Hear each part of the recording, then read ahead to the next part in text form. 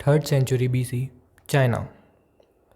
चिन dynasty के महाराज चिन अर्शी अपनी सभा ले रहे थे। तभी उस सभा में एक आदमी एक हिरण लेकर आ जाता है।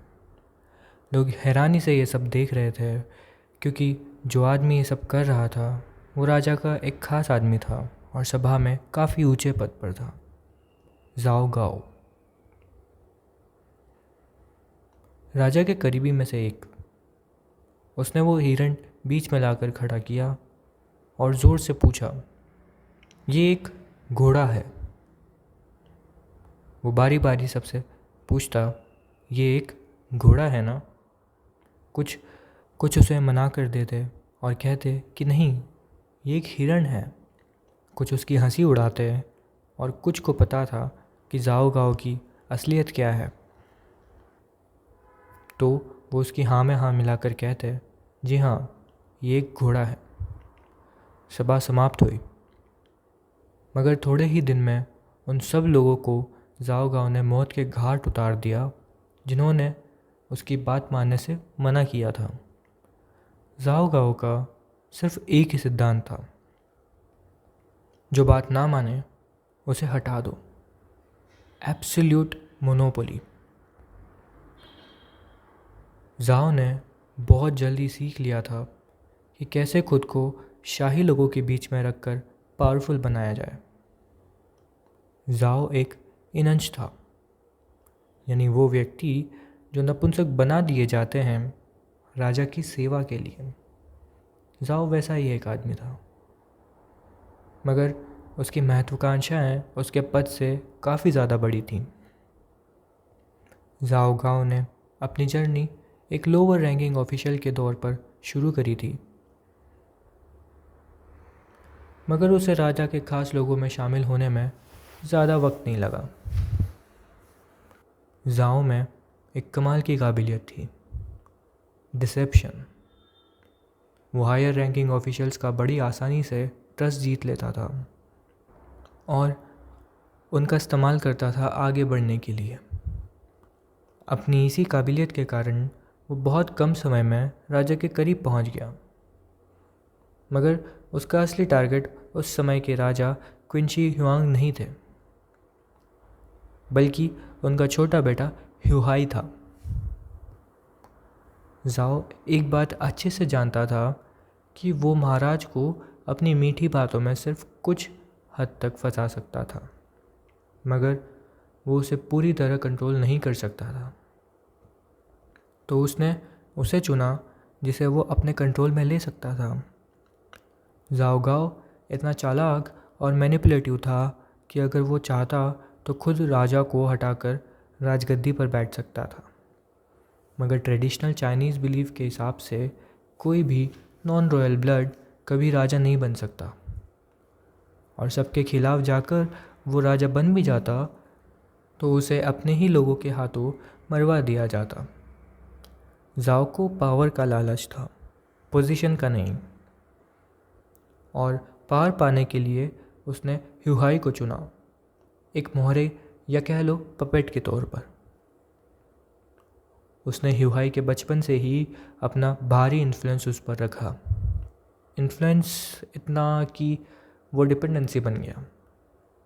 डिपेंडेंसी भी इतनी कि उसका खाना पीना, पढ़ना, यहाँ तक कि उसकी थॉट प्रोसेस, माइंडसेट और इवन उसकी बेसिक सेंस ऑफ इमोशन, सब कुछ ज़ाओ कंट्रोल करता था। ज़ाओ उसका ट्यूटर बन गया और उसे वो हर चीज़ में अपने हिसाब से गाइड करता। ह्युहाई का पूरा बचपन ज़ाओ की पपेट बनने में बीता, और जब समय आया तब ज़ाओ के लालच ने अपना असली खतरनाक रूप दिखाया। 210 BC चिन शी ह्युआंग यानी ह्युहाई के पिता अपनी एक यात्रा के दौरान मारे जाते हैं। पीछे छोड़कर जाते हैं अपना बहुत बड़ा साम्राज्य और एक विल, जिसमें लिखा था कि उनके बाद उनका सबसे बड़ा बेटा फूसू ही राजा बने। मगर ज़ाओ को कुछ और ही मंजूर था। उसने अपनी मीठी मीठी बातों में फंसाकर एम्पायर के चांसलर लीसी को अपनी तरफ कर लिया। सम्राट के बाद सबसे बड़ा पद चांसलर का होता है, यानी वो एक तरह से कमांडर इन चीफ हैं। लीसी के साथ मिलकर जाओ ने सम्राट की विल में फेरबदल किया। जाओ इस हद तक पावर के पीछे पागल था कि उसने असली विल में बड़े की जगह छोटे बेटे यानी ह्यूहाई को नया सम्राट घोषित कर दिया और बड़े बेटे यानी फूसू को सुसाइड करने का ऑर्डर दिया। जाओ और लीसी की मदद से ह्यूहाई चिन डायनेस्टी का नया सम्राट चिन अर्शी बना।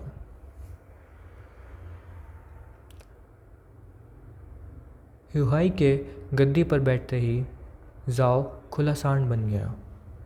उसने सबसे पहले चिन अर्शी को बोलकर अपने आप को प्रमोट करवाया at the post of perfect of gentleman of the palace, जिसके अंडर में राजघराने की पूरी जिम्मेदारी आती थी।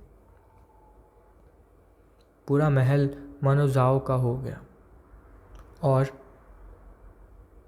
वो सब कुछ अपनी मर्ज़ी से करवाता। उसने ह्यूहाई पर भी अपनी पकड़ अच्छे से बना रखी थी। जाओ डेंजरसली फ्यूचरिस्टिक अप्रोच को रखता था। ह्यूहाई का कोई भाई या कज़िन आकर उसके लिए ख़तरा ना बने, इस चीज़ से बचने के लिए उसने ह्यूहाई को ऑर्डर दिया कि वो अपने सभी पॉसिबल कॉम्पिटिटर्स को रास्ते से हटा दे। ह्यूहाई ने वैसा ही किया। उसने अपने सभी भाइयों को, इवन कज़न्स को, इवन दूर के रिलेटिव्स को भी मौत के घाट उतार दिया। जाओ का लालच अब उस पर हावी होने लगा था। उसे सुप्रीम कंट्रोल की तलब थी और इसी तलब ने उसे अपने ही साथी के पीठ में छुरा भोंकने पर मजबूर कर दिया। लीसी और उसका परिवार संदिग्ध हालत में मारे पाए गए। लीसी की मौत के बाद उसने खुद को चांसलर घोषित कर दिया। अब एक तरह से वही सबसे पावरफुल और ख़तरनाक इंसान बन गया था पूरे चाइना में। सबको पता था कि वो यहाँ तक कैसे पहुँचा, मगर जाओ ने अपना इतना खौफ लोगों में बैठा रखा था कि वो हिरण को घोड़ा बोलता तो उसे सही करने की हिम्मत किसी में भी नहीं थी। जाओ का लालच सिर्फ राजमहल तक सीमित नहीं था। उसने कई सारे ऐसे नए रूल्स निकाले सिविलियंस के लिए जो उन्हें मौत से भी बदतर हालतों में छोड़ देते थे। कई गुना ज़्यादा मेहनत, कई गुना ज़्यादा टैक्सेस, और इन सब से लोग तंग आ गए थे। सम्राट चिन अर्शी को इस बारे में कुछ नहीं पता था। जाओ ने ये चीज़ नज़रअंदाज करी और सम्राट से छुपाए रखी, मगर लोगों की तकलीफ़ अब गुस्से में बदल रही थी और गुस्सा बगावत में। बहुत जल्द पूरे चाइना में बड़े रेबिलियन प्रोटेस्ट शुरू हो गए। जाओ घबराने लगा। उसने आदेश किया कि बगावत करने वालों को जेल में पटक दो, पर इसका कोई फ़ायदा नहीं हुआ। उल्टा प्रोटेस्ट और भी बढ़ गए। जाओ वॉज फ्रीकिंग आउट, कहीं उसकी पावर उससे छीन ना ली जाए। बाहर सेना का युद्ध और अंदर अपने दिमाग से युद्ध। जाओ दोनों हार रहा था। उसे नहीं समझ आ रहा था कि वो क्या करे कि सब पहले जैसा शांत और अंडर कंट्रोल हो जाए। सम्राट को आज नहीं तो कल इस बगावत के बारे में पता चल ही जाएगा और फिर मेरा इकलौता सहारा भी मुझे छोड़ देगा। इतने केओस के बीच में भी जाओ का पावर का लालच कम नहीं हो रहा था। आखिर में उसने एक उपाय निकाला, एक शैतानी उपाय जो शायद कभी कोई सेन आदमी नहीं सोच पाएगा। उसने चिन अर्शी को मरवाने का सोचा ही नहीं, बल्कि वो उसमें कामयाब भी हुआ। जाओ के हाथ अब अपने ही शिष्य के खून से रंगे थे, जो कि इकलौता तरीका था उसके पावर में रहने का, और उसने उसे भी डर और लालसा के चलते मरवा दिया। ह्युहाई की हत्या के बाद उसने अपना अगला मोहरा चुना, ज़ियिंग, जो अर्शी के बड़े भाई यानी फूसू का बेटा था। मगर इस बार चीज़ें अलग थी। ज़ियिंग ज़ाओ को पहले से जानता था कि वो किस तरह ख़तरनाक है और किस हद तक गिर सकता है अपने आप को बचाने के लिए। ज़ियिंग का राज्याभिषेक होना था ज़ाओ के हाथों, मगर वो नहीं गया। उसने बहाना बनाया कि तबीयत ख़राब है। ज़ाओ के लिए देरी मतलब मौत। कभी भी चीज़ें ख़राब हो सकती थी, उसके खिलाफ भी। ज़ाओ बिल्कुल रुकना नहीं चाहता था। उसने डिसाइड किया कि वो खुद ज़ियिंग से मिलने जाएगा, उसे मनाने के लिए। मगर इस बार ज़ियिंग प्रिपेयर्ड था। उसने पहले ही इस चीज़ को प्रेडिक्ट कर लिया था कि ज़ाओ उसे मनाने ज़रूर आएगा। उसने हान तान नाम के असासिन को पहले ही अपने कमरे में छुपा रखा था।